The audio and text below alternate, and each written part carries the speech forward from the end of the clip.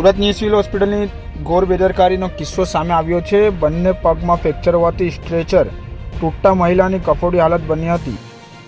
નવી સિવિલ હોસ્પિટલમાં ફરી એકવાર તંત્ર બેદરકારીની ઘટના સામે આવી છે। અહીં મહિલાના બંને પગ ફ્રેક્ચર હોવાથી મહિલા સિવિલ હોસ્પિટલમાં ઇલાજ માટે પહોંચી હતી। જોકે અહીં હોસ્પિટલનું સ્ટ્રેચર કટાયેલું અને નબળું હોવાથી ઘાયલ મહિલા સ્ટ્રેચર પરથી નીચે પડતા હાલત કફોડી થઈ હતી। સિવિલ કેમ્પસમાં જતી વખતે જ સ્ટ્રેચર કટાયેલું હતું, જેથી તેને ડ્રેસિંગ કરવામાં આવતા કાપડથી કવર કરવામાં આવ્યું હતું। તૂટેલું અને કાટ ખાયેલ સ્ટ્રેચરના કારણે મહિલા રોડ વચ્ચે પડી ગઈ હતી।